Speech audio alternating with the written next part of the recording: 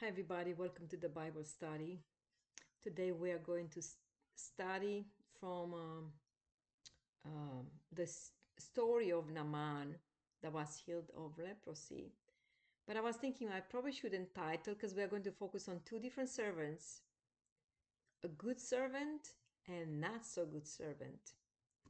And we're going to learn from these incidents and this story. Let's dive in. We are in 2 Kings chapter 5. Naaman healed of leprosy. Let's find who Naaman is first. Now, Naaman was commander of the army of the king of Aram. He was a great man in the sight of his master and highly regarded because through him the Lord had given victory to Aram. He was a valiant soldier, but he had leprosy. So he's a commander of the army. A commander is like on the top of like he's the commander of the army that goes to the war. But now he is in charge of all the army of that specific kingdom, the king of Aram. So he's in charge of those soldiers to be trained, make sure that they do the right thing. But he had leprosy. He acquired leprosy from somebody else for sure.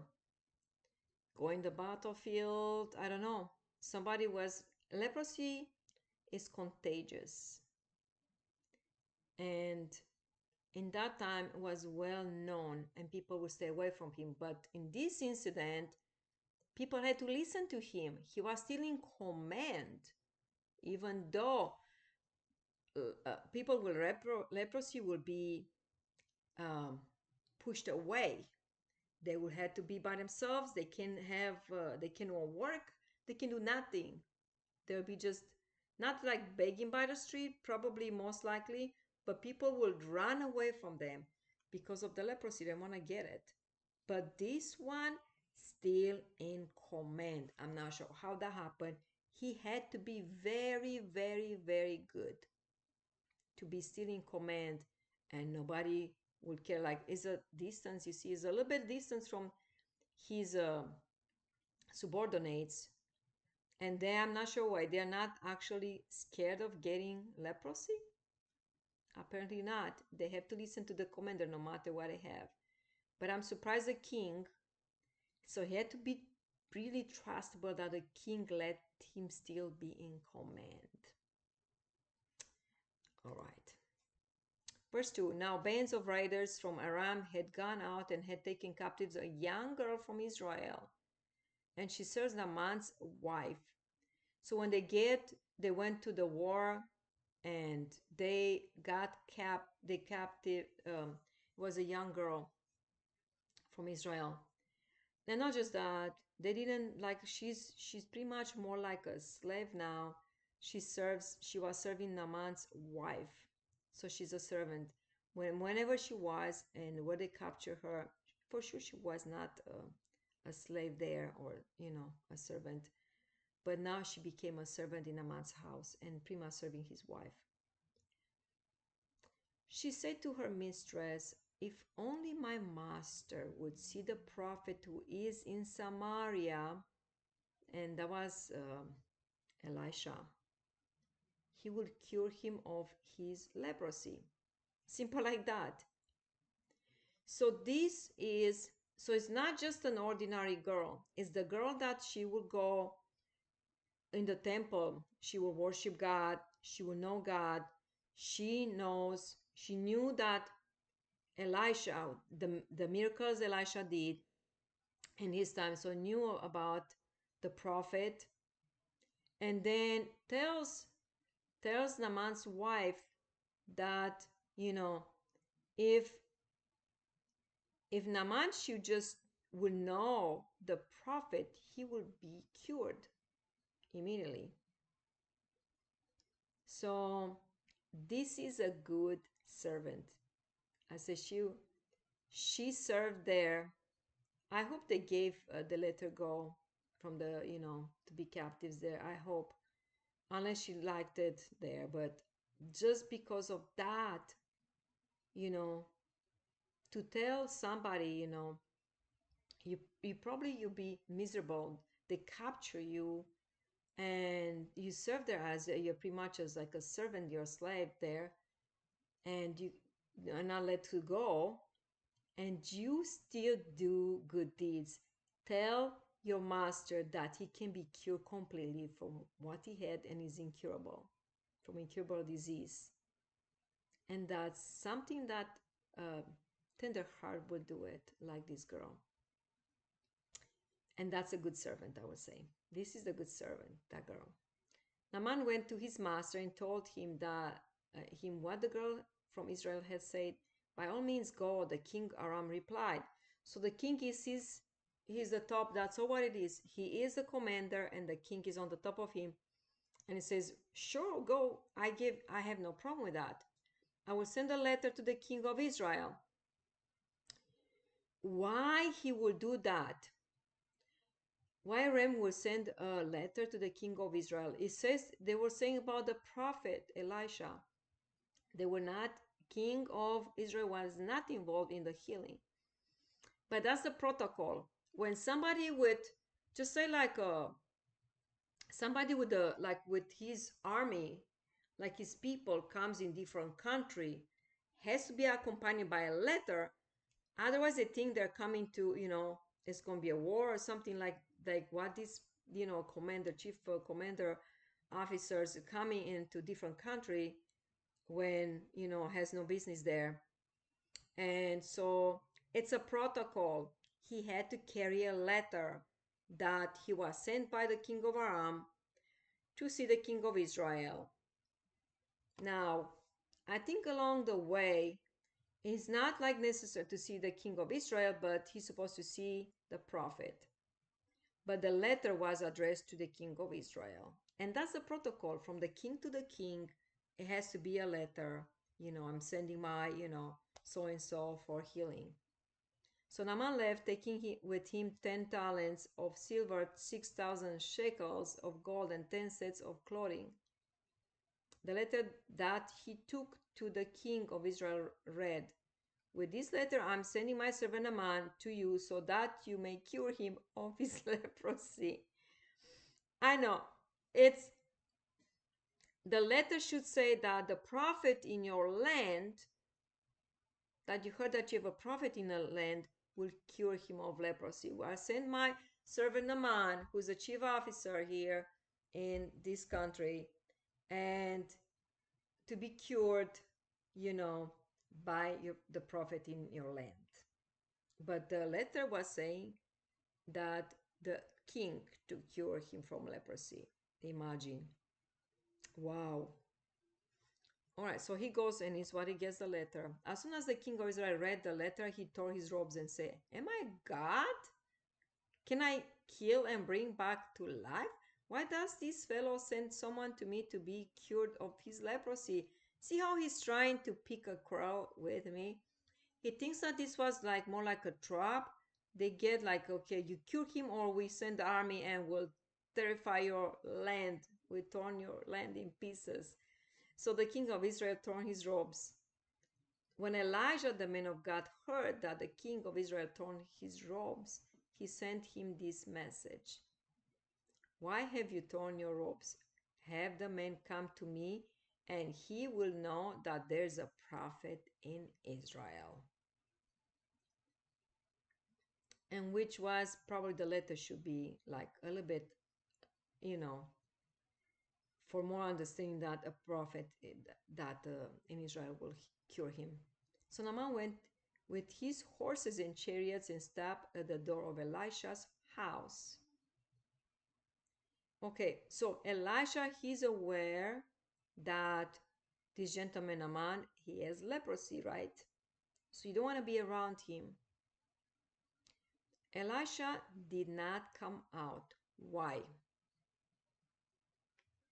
Because of the leprosy. And also, Naaman, unless God told him what Naaman, he might be has some sense of pride because he was the commander. He was not even taken down from his command with the leprosy. He has kind of sense of pride that who he is and he was giving commands. So Elisha knew it and sent a messenger to say to him, go wash yourself 7 times in the Jordan River, and your flesh will be restored and you will be cleansed. That's all. What a simplicity. Go to Jordan River, get yourself 7 times in and out, and you will be restored and you'll be cleansed. But he was saying from inside the house. He didn't even go. He sent his messenger, his servant. And that's that's good. He wanna kill also his pride with this. Because Naaman has, I say, he has some kind of pride. And well, that pride goes above his leprosy, or the pride goes down to be cured. So he had two choices: go to the Jordan River, as the prophet said, or go home with leprosy. Two choices: either just go and follow what the prophets say or not. He did not like to have somebody command him what to do and how to do it. He's always on the command, and I say that shows me that he has pride. And probably one of the reasons probably he got the leprosy could be because of his pride as well. And he says like, who am I? I'm up here. Nobody touches me even though I have leprosy. I'm still going around and doing my duty without nobody telling me what to do. And I knew it because I say he knew it. Elisha knew it.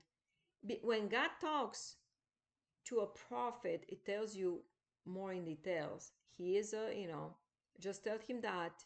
Don't even go out. Tell him that to your and just don't go near him. First, why should you go? Because he has leprosy, you can get it. Second, he is a man of an authority. He will command you what to do and what not to do. He'll be angry and he will go over you. So Elisha knew that he'll be angry. But look at that, verse 11.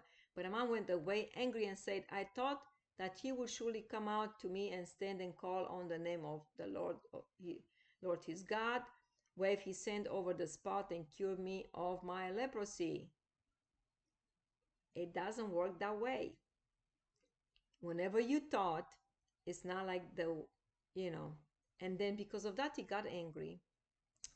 Are not Abana and Pharpar, the rivers of Damascus, better than all the waters of Israel? Couldn't I wash in them and be cleansed? So he turned and went off in a rage. Elisha knew it. That's why he wouldn't come out. Excuse me, because it's going to be like arguing. Why you tell me this? I'm not going to go. And back and forth, like, this is the Lord says, like, he was a stubborn man. He will not listen. He will not take comments from nobody else, like what to do. He has pride. You can tell from all these what was wrong with him. And even the cure was, like sometimes it is a simple cure.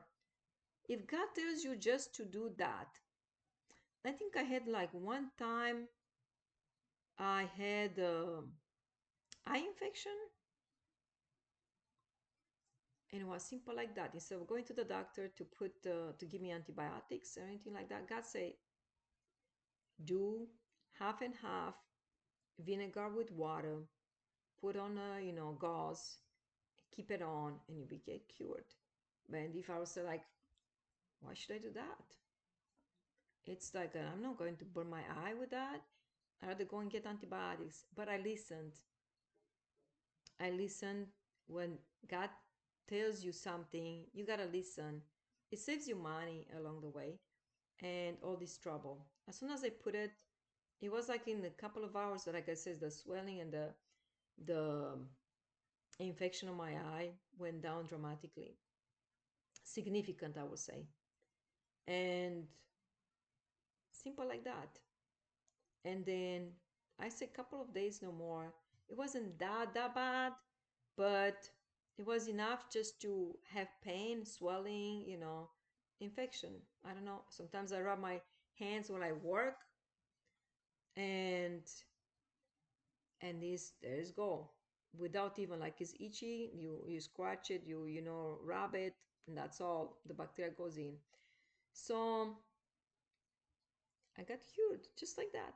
With I had in my house vinegar and water. Are you kidding me? I had it, of course, because I'm cooking with vinegar. That was simple like that. Is when I'm on the same thing. Something simplistic, people won't take it. They want something much harder way of curing, you know. So Naaman's servants went to him and said, now there are different kind of servants. So they knew who their master were. Like he is stubborn, that is, has angry issues and pride. And so now their servants are coming all the way here in Israel. It goes to him like, my father. It tells to Naaman. And I guess they knew how to talk to him, being in under his, command, I would say. If the prophet had told you to do some great thing, would you not have done it? How much more then when he tells you, wash and be cleansed? So he went down and dipped himself in the. So he listened to his servants because the servants has more wisdom than he had, apparently. So he went down and dipped himself in the Jordan 7 times, as the man of God had told him, and his flesh was restored and became clean like a young boy. Wow. And it's not just that, guys. When we follow, just in general, when we follow what God tells us, we don't know how He's going to get you cured, then how that goes like in the water for just like that. God knows. It's your obedience, it's your faith that takes you and gets you cured. It was not the water cure him, it was faith and obedience. For the first time in probably his life, for the first time he was obedient and followed what Elisha said. Wow. And that cured him. Then Naaman and all his attendants went back to the man of God. So after he got cured, he comes back to Elisha. And he said, now I know that there is no God in all the world except in Israel. So please accept a gift from your servant. But Elisha answered, as surely as the Lord lives, whom I serve, I will not accept a thing. And even though Naaman urged him, he refused. Why? He comes from a man who has all these anger issues and all these problems, but he had leprosy. So he refused that. He didn't want to take anything. I see like other things, like if God tells you, like, go and tell him that, don't take anything from him. And he got to follow that. The Bible doesn't say here, because I say he had leprosy. Whenever he takes it to his house, he brings that. Whenever curse was placed on Naaman, or whenever leprosy, he can bring it to his house. So he said no. But I say he for sure, Elisha was instructed by God not to take anything, not to get outside, not to do anything. Just tell those words and that's it. Let him like whenever falls or not. If you want to get cleansed, he better go in Jordan and dip himself 7 times, but do not take anything from here. So Elisha refused it. I will refuse because I'm working in healthcare. I will refuse it for the fact that those had been with Naaman who had leprosy. Okay. And I don't want those to come into my house. So I don't want to get contagious from what he had. So Elisha refused it. If you will not, say Naaman, please let me let me, your servant, be given as much earth as a pair of mules can carry, for your servant will never again make burnt offering and sacrifices to any other god but the Lord. Okay, you wanna give um, for Elisha to make burnt offerings. You wanna give mules and all that. But may the Lord forgive your servant for this one thing. When my master enters the temple of Rimmon to bow down, and he is leaning on my arm, and I have to bow there also, when I bow down in the temple of Rimmon, may the Lord forgive your servant for this. Because there was a protocol that he's the commander, he has to go with the king and bow to in the temple of Rimmon whenever God was a pagan god, was not a god of Israel, that's for sure. he he say he wanna burn offering for God Almighty, God of Abraham, Isaac, and Jacob, but because of he is under the command of the king and has to go with the king in that temple to bow down, he says, forgive your servant for this. And also those money and all those were serving the temple, and whenever the money came from, it was not from God.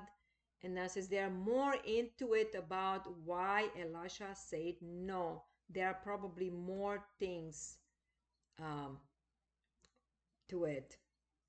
But Elisha say, go in peace. Like he would not, it's whenever is. After the man had traveled some distance, Gehazi, the servant of Elisha, the man of God, said to himself. Now, Gehazi was Elisha's servant. Like Elijah had Elisha, pretty much following him around and learning from the master. So Elisha had also a servant and tried to teach him all the good things.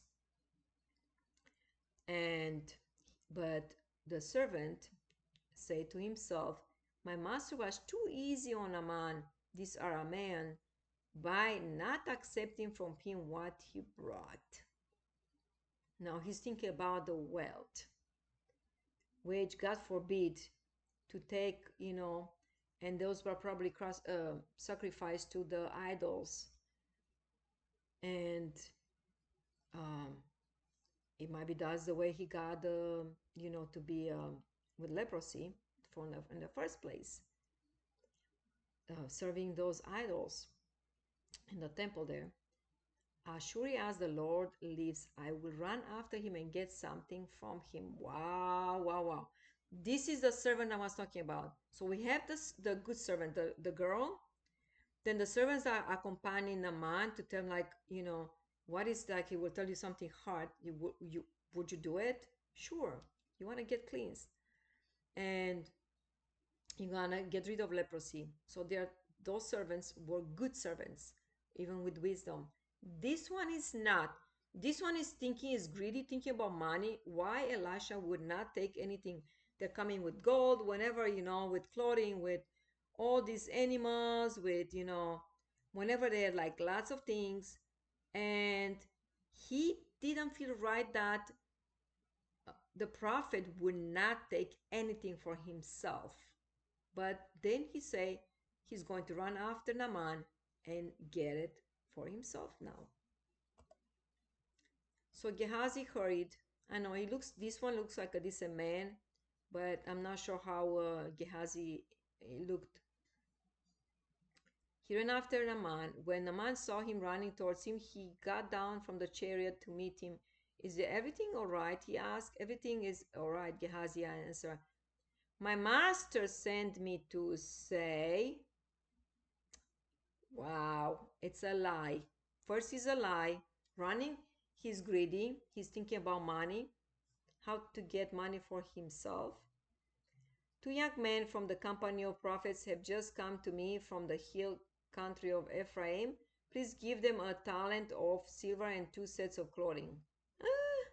Clothing. Imagine they were on a man when he had leprosy. The clothing were like fine linen, expensive because he was in charge, he had money, he was rich. And he's asking exactly how what he wants. Um, by all means, take 2 talents, say Naaman. He would get Gehazi to accept them and then tied up the 2 talents of silver in 2 bags with 2 sets of clothing. He gave them two of his servants, and they carried them ahead of Gehazi. Wow. So Naaman sends servants to get ahead of Gehazi with all that. When Gehazi came to the hill, he took the things from the servants and put them away in the house. He them first, lied, then hid. So those are not things of God. And not just that, he got from a man who had leprosy, a man who serves um, pagan gods. Wow. I say this had no wisdom whatsoever, but what determined him to do such things? He was his heart was in money. He was a servant. He wanted to get wealthy, and he wanted some money for himself and clothing. I'm not sure what he would do with the clothing, sell them because it belonged to the men with different country, different style. I don't know, but verse 25, when he went in and stood before his master, Elisha asked him, "Where have you been, Gehazi?" And now, um, second lie. "Your servant didn't go anywhere," Gehazi answered. Wow, it's a prophet. He knows in the spiritual world, he knows what's going on. And I got as well, not that I'm a prophet, sometimes I know and distinguish what is in spirit, who say what and what you know it.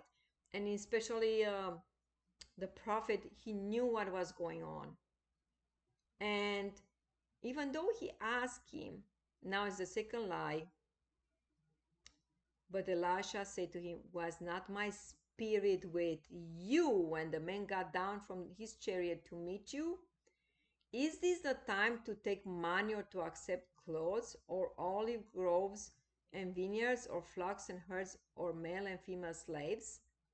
Naaman's leprosy will cling to you and to your descendants forever."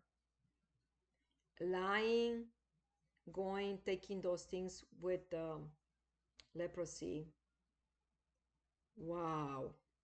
And not just that, will cling to you because he knew in the spirit around what's going on. And Gehazi had no idea what was going on in the spirit and what God has said not to expose to him, not to just tell us and get back, not to accept nothing. It was a curse on Naaman, and now the curse got on Gehazi. Then Gehazi went from Elisha's presence, and his skin was leprous. It had become as white as snow. So Elisha, the prophet, had no more servants. I say this might be just one of them, might be the one that he trained to be like him, but he failed, lying and doing things that he's not supposed to do. And if you will ask his master, he will say, "No, don't go after a man, don't touch him, stay away." But he went against. Sometimes obedience is the key. To be obedient, to do what your master tells you to do. And our master is God Almighty. And we're supposed to do what he tells you to do, what he guides you through. He knows better what's good for you. Hope you enjoyed as much as I enjoyed. Till next time, I say goodbye. Goodbye now.